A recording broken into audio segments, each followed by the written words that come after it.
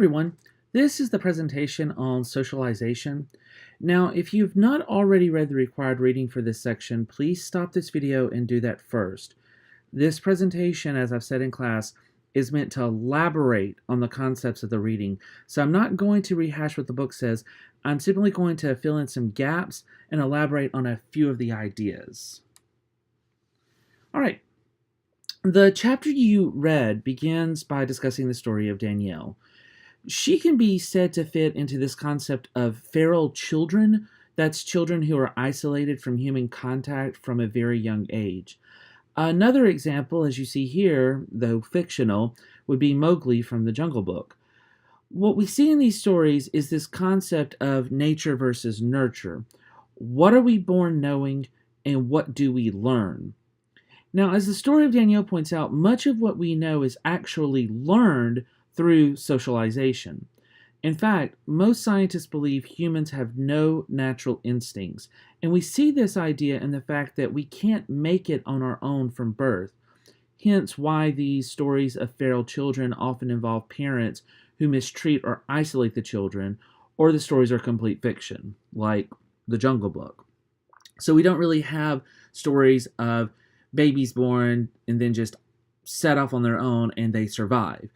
For feral children actually exist, they have to be babies who are born and then the parents lock them away so they are completely isolated from society, but they still have the parents there to provide them with basic needs like food and shelter. Now, there is one popular story that involves feral children, and it dates back to the 13th century. A German emperor named Frederick II wanted to see if children would revert back to their natural state, as in the Garden of Eden.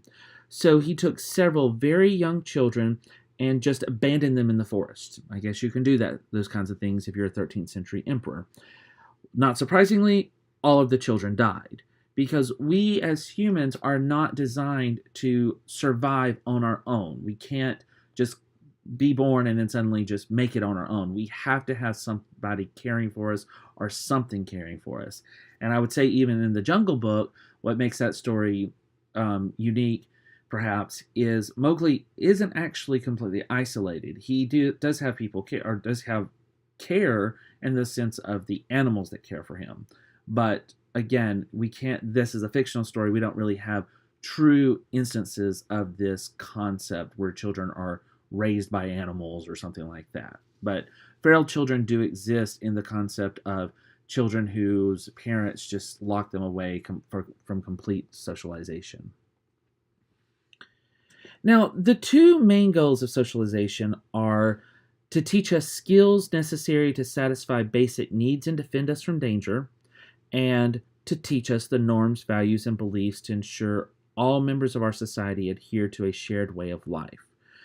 In order for socialization to be complete, we have to take this next step and internalize those values and norms of our society, which most of us do. We have these different agents who teach us these norms, but then we have to be able to internalize them so that we can move on and in turn socialize other people and just become normal members of society, as it were.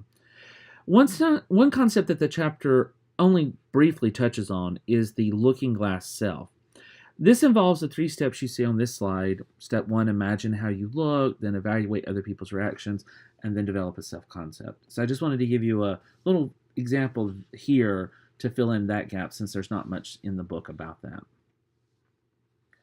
Now, moving into social institutions, again, I'm not going to highlight everything that the book talks about. You can read all of that for yourself. But I just want to tell you a little bit more about this concept of schools as social institutions, and specifically hidden curriculums. The chapter does a good job discussing the concept of the hidden curriculum, but as for a few more examples, I want us to consider this. What's the hidden curriculum of offering Western civilization instead of world history as a college course? Now, if you've not taken your history class, let me just explain to you. Western civilization, that course looks at Europe's influence on the United States. It's the West in global perspectives, or the West in civilization. It's this European and American view of history. World history is the history of every place, all the countries, as much as you can cover realistically.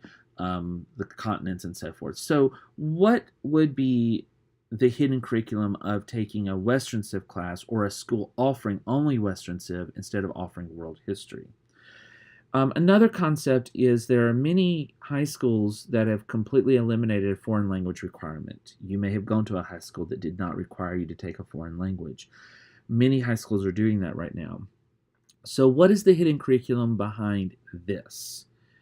How do these decisions that school boards make actually affect the socialization of students? How would these decisions affect you as a student in your socialization? Another institution is the workplace. I put here, as you read the information about the workplace as a social institution, I want you to think about the sociological application essay. But I also want us to look at one other thing. Think about why people change jobs so much more today. Think for a second how many jobs you've had at this point. And then think about how many your parents have had, or how many of your parents had at the same point in their life when they were your age. Maybe think about how many jobs your grandparents had, and compare maybe the number of jobs your parents had versus your grandparents. We'll discuss this idea in class, but what I want you to get this concept of is why are younger people having more jobs in their lifetime than older generations? There are a lot of factors going into that. So just think about that. Now, the book specifically talks about the role of Pixar and Disney films on young girls and their views of themselves. But I wanted to take a moment to highlight this broader concept. Alison Bechdel created what has come to be called the Bechdel test. Bechdel is a cartoonist, and in one of her strips, as you can see here, this is the actual comic strip that we're talking about, she outlines her test for films. A movie that has at least two women who talk to each other about something besides a man. And if you can just, for a moment, try to think of the last movie you saw that meets all those requirements, you'll see why this became such a big deal. We just don't have a lot of movies like that. And if we do have movies like that, they're usually not big sellers or not really big blockbusters or anything like that. So this concept of why does Hollywood not make these, and what does that say to women and to girls who go see films? I also I would challenge you to take a step out of that and think about other types of people and how films that you've seen might speak to those. How might men and women, boys, girls, see themselves depicted in films, and how would that affect them? African Americans, whites, different ethnicities, different religions, Southerners, rural people, all these different groups, just looking at film and how it's speaking to those people. I want to tell you one other thing. I do have an ad here in the bottom corner for Fun Home. This is a book that Alison Bechdel wrote, which is a comic strip or comic book or whatever we want to call it, about her life.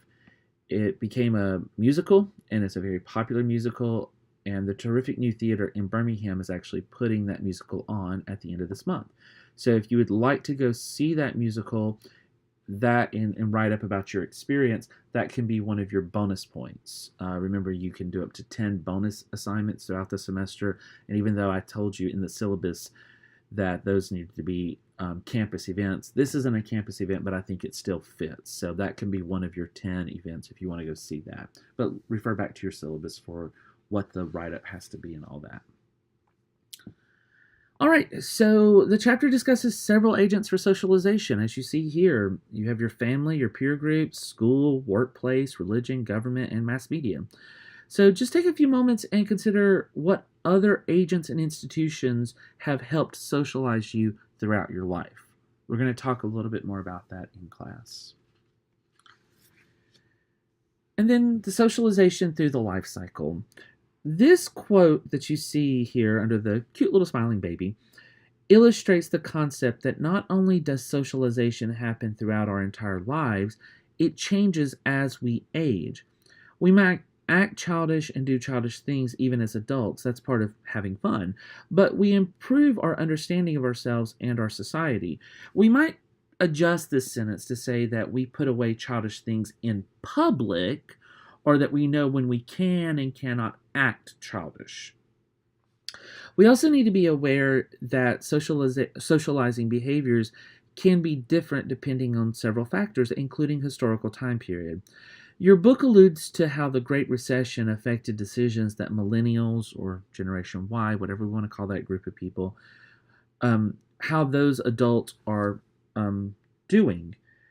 Here you see some examples of how socializing into adulthood is changing. We have a headline from the New York Times. This is a pretty recent headline about Americans having fewer babies. Here we see a graph showing fewer and fewer people are getting married, and more people are staying single later into life. So while you think about these, ask yourselves, do we still consider getting married and having children the norm for adults?